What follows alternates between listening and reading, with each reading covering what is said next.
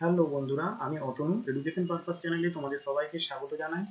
General সায়েন্সের আজ প্রথম ক্লাস। সামনে রেলওয়ের অনেক কোটি পরীক্ষা আছে।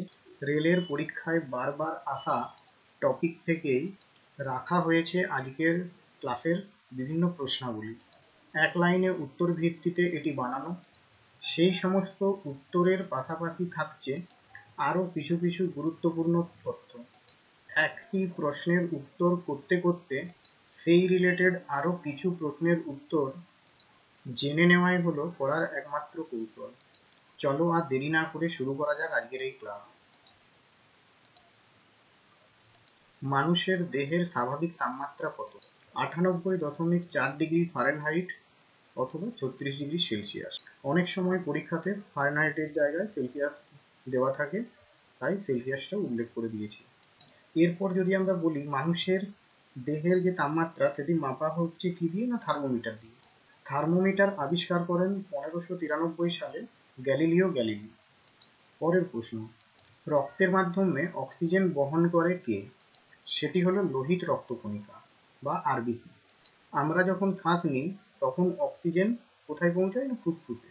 এবার ফুসফুস থেকে রক্তটা অক্সিজেন নিয়ে সারা শরীরে ছড়িয়ে দেয় এই লোহিত রক্তকণিকা।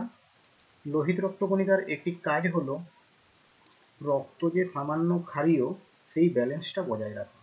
পরের প্রশ্ন, বিলিরুবিন তৈরি হয় কোথায়? উত্তর হলো যকৃতে। মানব শরীরের সবচেয়ে বড় গ্রন্থি হলো যকৃৎ।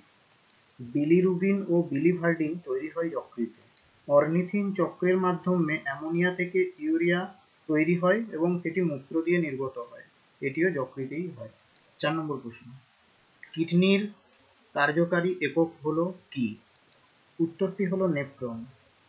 ম্যালপিজিয়ান কণিকা ও বৃক্কীয় নালিকা দ্বারা গঠিত বৃক্কের কার্যগত ও গঠনগত একককে বলা হয় নেফ্রন।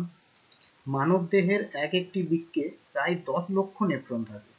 বৃক্কের স্বাভাবিক ওজন পুরুষদের ক্ষেত্রে 125 থেকে 170 গ্রাম এবং স্ত্রীলোকের ক্ষেত্রে 115 থেকে 155 গ্রাম।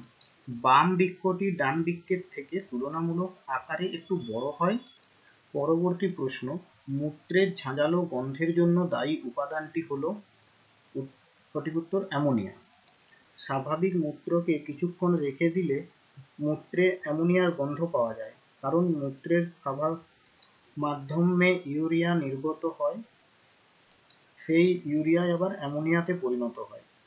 ইউরোক্রোম বা ইউরোবিলিন রঞ্জক পদার্থের জন্যই মূত্রের বর্ণ ফিকে হলুদ রঙের হয়ে থাকে। 6 নম্বর প্রশ্ন, পুরুষদের গোঁফ দাড়ি গজায় যে হরমোনের জন্য, সেটি হলো টেস্টোস্টেরন।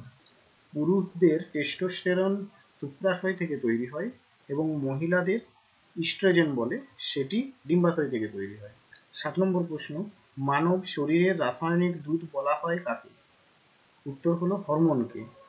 হরমোন কোষে কোষে রাসায়নিক সমন্বয় সাধন করে, তাই একে কেমিক্যাল কোঅর্ডিনেটরও বলে। 1905 সালে বেলিস ও স্টার্লিং প্রথম হরমোন আবিষ্কার করেন। পরবর্তী প্রশ্ন, অনুচক্রিকার গড় আয়ু কত দিন? উত্তরটি হলো 7 থেকে 10 দিন। অনুচক্রিকা অর্থাৎ প্লেটলেট যদি তৈরি কোথায় হয় জিজ্ঞেস করে, তাহলে সেটি হলো বোন ম্যারো বা অস্থি মজ্জাতে তৈরি হয়। অনুচক্রিকা নিউক্লিয়াস বিহীন এবং এটি রক্ত সঞ্চালনে সহায়তা করে। 9 নম্বর প্রশ্ন, রক্ত সঞ্চালন চক্রটি আবিষ্কার করেন কে? William Harvey.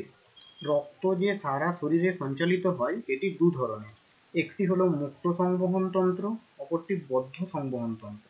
মুক্ত সংবহন তন্ত্র হলো যে সংবহন তন্ত্রে রক্ত কেবলমাত্র রক্তবাহে না থেকে দেহগহ্বর বা সিলোম নামে ফাঁকা স্থানে মুক্ত হয় ও দেহকোষের সংস্পর্শে আসে এবং পুনরায় হৃৎপিণ্ডে ফিরে যায়। মুক্ত সংবহন তন্ত্র যুক্ত প্রাণীর উদাহরণ হলো চিংড়ি, বিভিন্ন পতঙ্গ, আরশোলা, ঝিনুক, শামুক প্রভৃতি।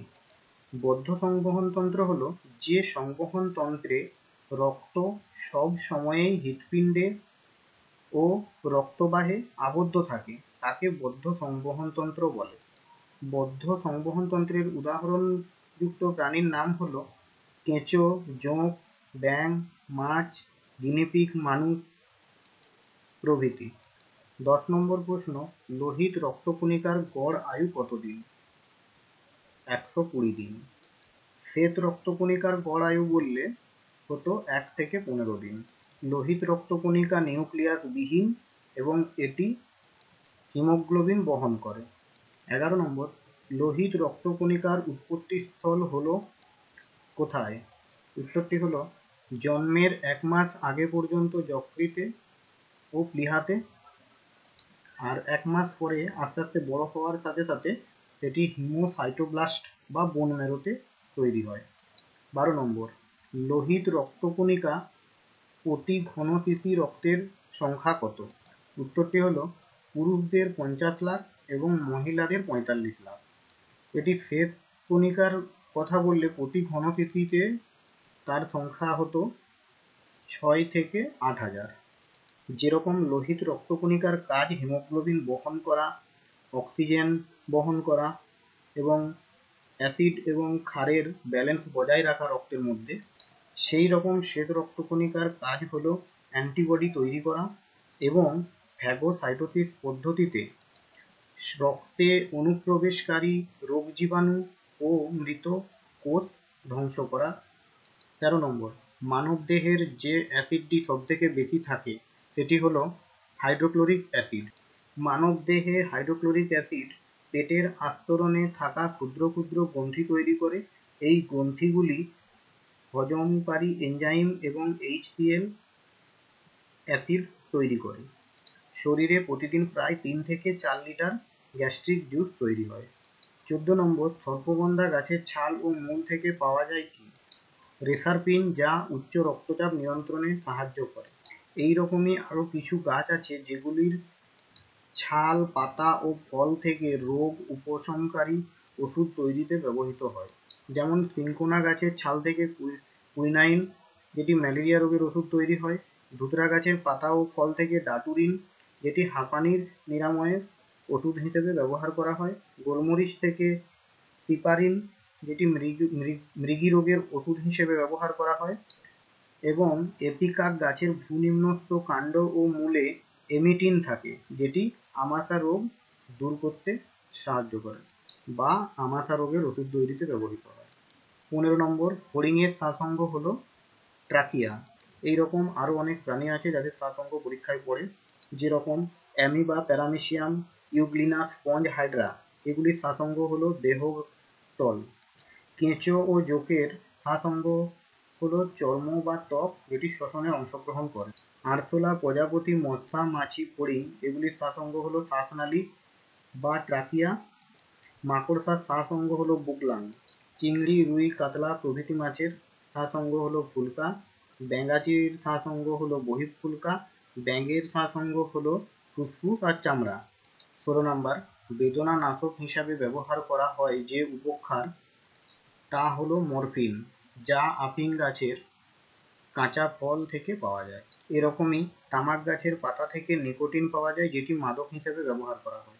17 নম্বর, সূর্যের উত্তাপ নিয়ন্ত্রক যন্ত্রের নাম হলো পাইরোমিটার, অর্থাৎ উচ্চ তাপমাত্রার জন্য পাইরোমিটার ব্যবহার করা হয়। এছাড়াও পাইরানোমিটার এর সাহায্যে সৌর বিকিরণ পরিমাপ করা হয়। হেলিওমিটারের সাহায্যে সূর্যের ব্যাস পরিবর্তন পরিমাপ করা হয়। আর বায়ুমণ্ডলের আর্দ্রতা মাপা হয় হাইগ্রোমিটারের সাহায্যে। বায়ুর বেগ মাপা হয় অ্যানেমোমিটারের সাহায্যে এবং বায়ু প্রবাহের দিক, মানে বায়ু কোন দিকে প্রবাহিত হচ্ছে সেটি বোঝা যায় কিসের মাধ্যমে? না, বাত পতাকার মাধ্যমে। 18 নম্বর, মুদ্রার ওজন পরিমাপ করার একক হলো গ্রেন। টিউবওয়েলের জলে যে উপাদান সব থেকে বেশি থাকে সেটি হলো আয়রন। আয়রনের অ্যাটমিক নাম্বার 26। আয়রন উৎপাদনে উড়িষ্যা প্রথম। 20 নম্বর, সাবানের রাসায়নিক নাম হলো সোডিয়াম স্টিয়ারেট। এছাড়াও পলিচুনের সংকেত হলো ক্যালসিয়াম অক্সাইড অর্থাৎ CaO। ক্লোরোফর্মের রাসায়নিক সংকেত হলো টাইক্লোরোমিথেন CHCl3। 21 নাম্বার, শক্তি উৎপন্ন করে না এমন একটি খাদ্য উপাদানের নাম।